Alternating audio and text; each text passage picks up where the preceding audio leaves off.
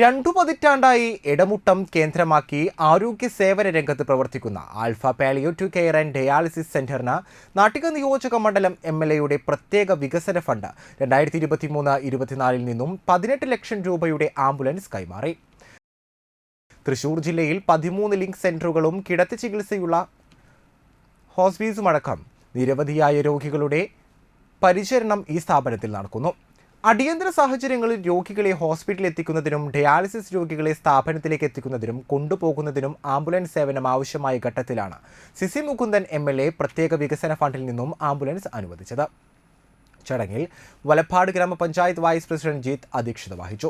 Alpha palliative care chairman KM Nooruddin, block panchayat president KC Prasad, Edathiruthy ഗ്രാമപഞ്ചായത്ത് president Chandrababu, Valappad ഗ്രാമപഞ്ചായത്ത് secretary Shinil CN, block panchayat അംഗം വസന്ത ദേവലാൽ, ഗ്രാമപഞ്ചായത്ത് അംഗം Mani Unnikrishnan, Alpha dialysis centre director Suresh, dialysis centre council president PF Joy എന്നിവർ സംസാരിച്ചു.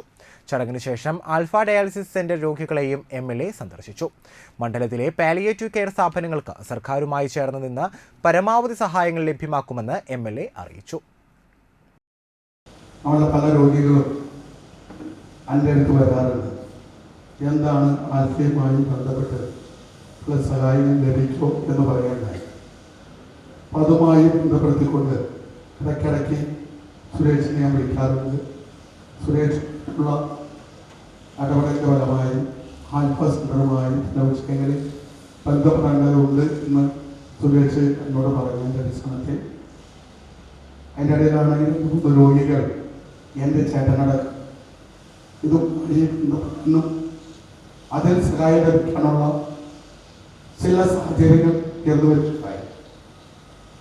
അപ്പോൾ എന്നോട് സുരേഷ് പറഞ്ഞത് ഇത് സൗജന്യമായി ബന്ധപ്പെട്ട ഒരു സ്ഥാപനമാണ്, എല്ലാ വിധത്തിലും സൗജന്യമാണ്. അപ്പോൾ സർക്കാരിൽ നിന്ന് ലഭിക്കുന്ന സഹായങ്ങൾ എന്തൊക്കെയാണെങ്കിലും എനിക്ക് ഞങ്ങളുടെ സ്ഥാപനത്തിന് മേടിച്ചു തരണം എന്നാണ് സുരേഷ് എന്നോട് പറഞ്ഞത്.